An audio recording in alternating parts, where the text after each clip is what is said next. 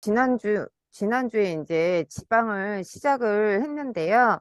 저희 지방 같은 경우는 되게 어려운 용어들이 많다 보니까 많은 분들이 지방을 그냥 대충 이렇게 넘기시는 경우가 많아요. 근데 지방 같은 경우는 정말로 저희가 건강을 관리를 하려고 하면은 필히 알으셔야 되는 그런 영양소 중에 하나라고 보시면 됩니다. 지난주에 제가 이제 지질에 대해서 얘기를 했는데 저희가 포화지방과 불포화지방에 대해서 얘기를 했고요. 불포화지방에 대해서는 이제 오메가6랑 그다음에 오메가3에 대해서 얘기를 했었어요. 어, 이번 주에는 이제 지방산의 종류와 역할에 대해서 이야기를 할 텐데요. 제일 처음에 이야기하는 게 바로 중성지방이에요. 그 이유는 저희 몸에 많은 지방 중에 가장 비율이 많은 게 중성지방이거든요. 그래서 이 중성지방 같은 경우는, 어, 기본적으로 우리가 없을래야 없을 수가 없는 그런 거라고 보시면 되거든요. 그래서 지방에 가장 많은 분포를 차지하고 있는 이 중성 지방은요, 에너지원을 생성하는데 가장 중요한 영양소 중에 하나예요. 근데 1kg당 9칼로리 굉장히 많죠. 굉장히 많은 에너지원을 생성을 하는데 문제는 이 중성 지방이 에너지원, 에너지원으로 사용이 되려면요, 정말 극악의 몸 상태가 돼야 돼요. 뭐냐면, 정말로 내가 한동안이 아니라 거의 15일 이후 제대로 음식 섭취를 못했을 경우, 그리고 아니면 뭐 어디에 갇혀가지고 물 한 모금 못 마시고 밥 한 끼 못 먹고 그런 상태로 한 일주일 정도? 그 정도가 돼야 에너지원으로 사용이 되는 게 바로 지방입니다. 그래서 실질적으로 많은 칼로리를 낼 수 있는 영양소이지만 가장 많이 사용이 되는 게 바로 이 저장이라고 보시면 돼요. 그래서 에너지를 저장을 하는 게 바로 이 중성지방이다 보니까 저희 몸에 차곡차곡 쌓이게 되는 그런 부분이 있다는 거죠. 그리고 세 번째로는 체온을 일정하게 유지를 하는데 이 중성지방이 또 큰 역할을 합니다. 그래서 왜 그런 분들 있지 않나요? 살이 많아서 나 추위 잘 안 타. 그 말 사실이거든요. 살이 많으시면 유지가 잘 됩니다. 그래서 추워요. 어? 엄청 그, 추워요. 그건 혈액순환이 안 좋으신 거고요. 그래서 체온을 일정하게 유지를 하는데 지방이 큰 역할을 하고 있고요. 그리고 또 하나가 저희 장기를 보호하는데 또 하나의 역할을 하고 있습니다. 그래서 저희가 장기를 보시면 장기 전체적으로 이렇게 딱 보호를 하는 게 바로 중성지방이에요. 그래서 세비세비에 있는 그러한 지방들 있죠. 그 내장에 세비세비에 있는 건 중성지방이 아니에요. 그건 내장지방이에요. 근데 이 겉에 표면에 장기를 보호하기 위해서 있는 것들이 바로 중성지방이고요. 그리고 또 저희가 비타민이 보면은 수용성과 지용성 이렇게 두 가지로 나뉘는데요. 그 중에 하나인 지용성 비타민의 흡수를 도와주고 있습니다. 그래서 이 중성지방 같은 경우는요, 글리세롤이라는 큰 머리가 있고요. 거기에 각각의 지방산 세개가 붙어 있는 이러한 구조로 되어 있습니다. 그래서 요게 저희가 이제 공부하고 있는 지방산들인데요. 그것을 하나로 세개가 하나로 묶여진 게 바로 중성지방인데, 이 지방 같은 경우는 솔직히 말하면 물과 분리가 되는 거잖아요. 근데 저희 몸의 70%가 수분이에요. 그렇기 때문에 지방이 제대로 이동을 할 수가 없는 그러한 환경이거든요. 근데 저희 몸은 놀랍게도요, 이 수용성 체내 환경에서 이 지질을 운반을 할 수 있는 것들을 수송 체계가 있어요. 그것이 바로 뭐냐면 지단백이거든요. 이 지단백 같은 경우는 물과 친한 단백질과 그다음에 인지질이 이 지질을 둘러싸고 있어요. 둘러싸고 있어가지고 그것을 우리 몸에서 자유롭게 이동을 할 수 있게끔 만드는 거거든요. 그래서 여기 지금 그림에 보시면 동그라미 안에는 중성지방과 콜레스테롤이 잔뜩 있잖아요. 근데 그 주변에는 바로 단백질과 인지질이 그거를 감싸고 있는 거거든요. 그게 바로 지단백이거든요. 그래서 이 상태로 해서 저희 몸에 어, 이렇게 이동이 원활하게 돼서 각각의 장기에 충분한 영양을 공급을 하고 이러한 부분이 있습니다. 그런데 이 진단백에도요, 종류가 있어요. 저희가 알고 있는 HDL과 LDL 말고요. 그 다음에 VLDL과 그 다음에 카일로 마이크론이라는 종류가 또 있거든요. 근데 이렇게 종류가 여러 가지인 이유는 중성지방과 콜레스테롤 그리고 단백질의 비율에 따라서 이름이 다 틀리거든요. 근데 저희가 알고 있는 이 HDL 같은 경우는요, 중성지방이 5%고요, 콜레스테롤이 20%, 그 다음에 단백질이 45에서 60%를 차지하고 있어요. 그럼 그만큼 그렇다면 단백질이 이 정도로 차지하고 있다 그러면 이동이 되게 수월하겠죠. 이동이 되게 수월하고, 그리고 또 저희가 알고 있는 좋은 콜레스테롤이라는 그 얘기가 바로 이런 부분이거든요. 근데 LDL 콜레스테롤 같은 경우에는 단백질 비율이 25%밖에 안 되고요. 콜레스테롤 비율이 45%나 차지하고 있습니다. 그래서 이동이 그렇게 HDL처럼 원활하게 이루어지지는 않는다고 보시면 되고요. 문제가 뭐냐면 원활하지 않기 때문에 혈관벽에 잘 쌓일 수가 있다라는 거죠. 이게. 그래서 이 HDL이 그럼 뭐냐? HDL 같은 경우에는 말초 조직의 콜레스테롤을요, 간으로 운반하여서 혈관 건강에 도움을 주는 게 바로 HDL, 즉 좋은 콜레스테롤이고요. LDL 같은 경우는 간이나 장에 콜레스테롤을 조직으로 운반하는 지단백인데요. 혈액 내에 증가 시 동맥경화나 심혈관 질환을 위험도가 높여집니다. 그만큼 LDL 같은 경우는 간이나 장에 콜레스테롤을 조직으로 운반하는 지단백이라고 그러잖아요. 그렇기 때문에 어, 이게 운반이 되면서 점점 지저분해질 수 있다라는 거죠. 노폐물이 낄 수가 있다라는 거죠. 그런데다 제가 좀 전에 얘기했다시피 이동이 빠르게 진행이 되진 않아요. 빠르게 진행이 되지 않다 보니까 이 노폐물이 뭉친 상태에서 혈관벽에 그냥 붙게 되는 그런 경우가 있는 거고요. 이 HDL 같은 경우는 이동이 원활하기 때문에 간으로 이게 빨리빨리 운반이 돼서 해독이 될 수 있는 부분이 있거든요. 노폐물을 걸러낼 수 있는. 그래서 저희 몸에는 HDL이 훨씬 더 많아야 된다라고 보시면 됩니다. 그러면 두 번째가 바로 인지질인데요. 인지질 같은 경우는 제가 설명을 하는 게 되게 중요해요. 저희가 이 세포막의 구성 성분이거든요, 인지질이. 그러면 여기 그림에 보시면 이 인산과 글리세롤 같은 경우는요, 친수성이에요. 그래서 물과 되게 친하기 때문에 세포 바깥쪽에 존재를 하는 부분이 있고요.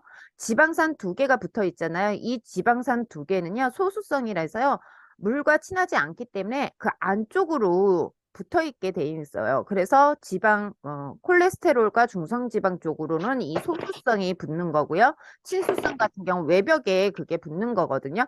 그래서 이 인지질 같은 경우에는 보시면 이중층으로 이렇게 구성이 되어 있을 수밖에 없거든요. 그래서 이 수, 그래서 이 보시면은 이 세포막 같은 경우에 인지질이라고 그랬잖아요. 근데 이 세포막이 수용체가 굉장히 많아요. 지난번에 제가 그 뭐지?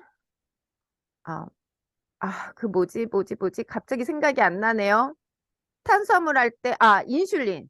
인슐린 설명할 때 왜 수용체 얘기했잖아요. 근데 인슐린 수용체 말고도요, 여러 가지 수용체들이 굉장히 많거든요. 근데 그 수용체들 같은 경우에는 들어왔다 나왔다 하는 것들이 원활해야 되기 때문에 투과성이라든가 유동성이 굉장히 좋아야 되거든요. 그런데 이 인지질이 좋은 걸로 구성이 돼야 돼요. 이 세포막이 좋은 걸로 구성이 돼야 되는데 그렇지 않고 안 좋은 포화지방으로 구성이 된다 그러면 이 투과성이라든가 유동성이 원활하지 못하기 때문에 들어오고 싶어도 못 들어오는 경우가 더 많다라는 거죠. 좋은 것들이. 그래서 인지질 같은 경우는 충분히 좋은 지방으로 만들어 줘야 된다라는 얘기를 드리고 싶습니다. 그래서 보시면 제가 지금 얘기한 게 이 부분이거든요. 포화지방 같은 경우에는 일직선으로 되어 있잖아요. 일직선으로 되어 있고요. 불포화지방 같은 경우에는 이렇게 꼬불꼬불꼬불 해갖고 이런 모양으로 되어 있어요. 그렇기 때문에 이 불포화지방으로 세포막이 구성이 됐을 경우에는 건강한 세포를 만들 수 있다라고 보시면 됩니다. 그래서 그 중에 하나가 바로 인지질 중에서 제일 중요한 게 레시틴이에요. 레시틴 같은 경우에는 다른 명칭으로는 포스타티딜 콜린이라고 불리고 있거든요. 그래서 레스틴은 첫 번째가 세포막의 구성 성분이고요. 두 번째가 콜레스테롤 개선에 굉장히 도움이 됩니다. 그래서 동맥경화라든가 심혈관 질환 예방에 도움이 되는데요. 여기가 조금 어려워요. 여기 집중해 주세요. 왜 그러냐면 용어가 조금 어려워요. 여기 보시면 렉테 효소라는 게 있어요. 렉테 효소가 뭐냐면은 레시틴이 리조레시틴으로 변화할 때 필요한 효소예요.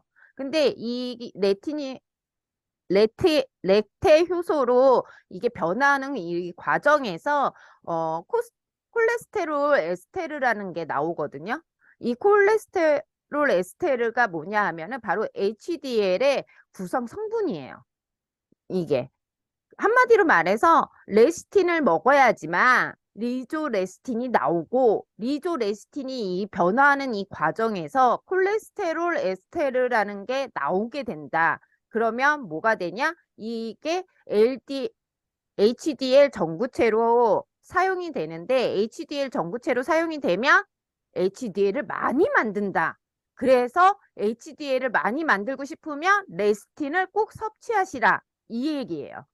그래서 조금 내용이 어려운, 용어들이 좀 어려운데 쉽게 표현하자면 레시틴을 많이 먹어라. 이 얘기입니다. 그리고 레시틴의 또 하나의 역할이 바로 세 번째가 두뇌 건강인데요. 이 두뇌 건강은 신경 전달 물질인 아세틸콜린이라는 거에 중점을 두시면 돼요.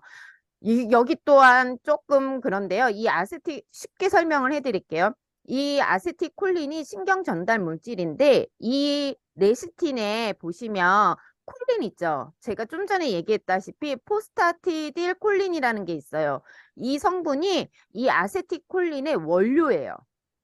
그렇기 때문에 결론은 레시틴을 먹어야 두뇌 건강에 되게 도움이 된다. 아세틸콜린이 나와서 신경 전달이 잘 되고 기억력도 좋아지고 치매 예방에도 된다. 이렇게 보시면 돼요. 그래서 레시틴 같은 경우는 우리가 알고 있는 단순히 동맥경화나 심혈관 질환 같은 것만 예방을 하는 게 아니라 요즘에 많이 좀 이렇게 신경을 많이 쓰고 있는 치매라든가 이런 부분들도 레시틴이 많이 도움이 되고 있고요.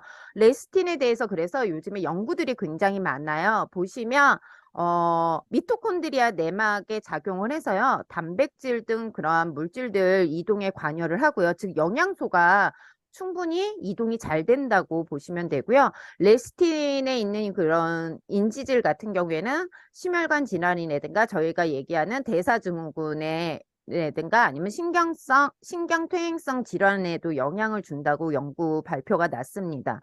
그리고 간 기능 유지에 콜린의 역할이 되게 중요하대요. 근데 제가 여기서 한 가지 말씀을 드린 게 제 소비자가 레시틴을 지금 한 일주일째 먹고 있거든요. 먹고 있는데요. 지방간 수치가 줄어들었어요. 음, 양자 측정해서. 대박이죠. 이분이 그렇구나. 물론 다른 것도 들고 치고 맨즈팩도 먹었어요. 근데 맨즈팩을 먹었는데도 지방간 수치가 떨어지질 않았어요. 잘. 근데 레시틴이 들어가니까요. 지방간 수치가요. 노란색에서 파란색으로 확 바뀌더라고요. 일주일 만에. 그래서 제가 이 공부를 하면서 와 이게 진짜 그게 가능하구나라는 생각이 들더라고요. 그리고 또 하나가 호흡과 폐 기능에 또 관련이 있다는 게 폐의 표면 활성제로서요 레시틴이 역할을 한대요. 그래서 폐 건강에도 굉장히 도움이 되고 있고요. 그다음에 레시틴이 장 정막 보호에도 도움이 되는데 그 이유가 뭐냐면 저희 그 내, 내독소라는 거 있잖아요. 내독소가 계속 장 정막을 계속 자극을 주면서 장 환경이 안 좋아지고 있거든요.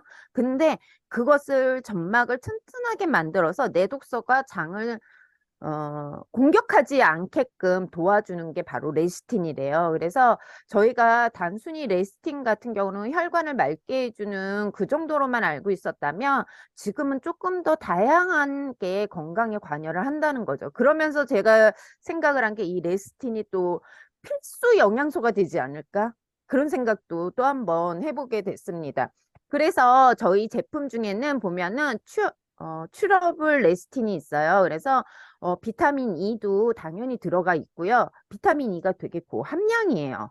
그리고 또 하나 원료가 되게 풍부한데요. 비타민 B2, 그다음에 구기자 추출물, 유산균 발효 다시마, 그다음에 레몬밤, 호밀, 그다음에 시향버꿀 분말이 들어가 있어요. 그래서 드시기에 전보다 더 괜찮지 않으세요? 저는 전에보다 훨씬 더 맛있고 편하게 먹을 수 있는 그런 부분이 있는데 그거 제가 여기서 또 하나 알려드릴 게 뭐냐면은 전에는 저희가 레스틴이요, 기능성 식품으로 표시가 됐어요. 근데 지금은 그냥 일반 식품으로 표시가 돼 있는데 그 이유가 뭐냐면 이 레스틴 추출 기법 때문이거든요. 어, 이거 저 못 읽어요. 알아서 찾으세요, 영어 사전에. 그래서 이 추출 기법이요, 유럽에서는 이미 많이 사용이 되고 있대요. 근데 문제는 우리나라에서 이 기법이 사용이 안 된대요. 그래서 우리나라에서 사용이 안 되는 기법이기 때문에 기능성으로 표시할 수가 없대요. 지금 우리나라에서 지금 시중에 레시틴 많이 나오고 있잖아요. 이 시중에 나와 있는 이 레시틴 추출 기법은요, 지금 아메이에서 하고 있는 이 기법보다 한두 단계 아래에 있는 기법이래요. 기법인데 그거를 이제 지금 시중에서 많이 사용을 하고 있어서 기능성으로는 표시를 할 수 없다라고 하고 있고요. 지금 아메이에서는 이거를 특허로 또 지금 제출하려고 하고 있대요. 그래서 만약에 특허가 인정이 되면 그때는 이제 기능성으로 표시가 가능하다라고 얘기를 하는데 이 추출 기법이 뭐냐면 지방 함량을 확 줄였어요. 지방 함량을 확 줄이고 대신 레시틴의 순도를 확 높인 상태거든요.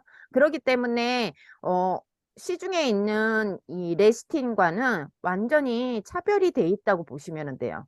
그래서 소비자분들한테 레시틴 밖에서나 밖에 있는 시중 거랑 저희 거랑 구분할 때 물론 다른 영양소 부분도 있지만 이 추출 기법만으로도 벌써 그게 틀리다는 거죠. 지방 함량을 확 줄이는 게 되게 어렵다 그러더라고요. 이 레시틴 자체가. 근데 그거를 했기 때문에 훨씬 드시는데도 훨씬 더 편하고 그리고 건강에도 도움이 됩니다. 오늘은 레시틴까지 하겠습니다.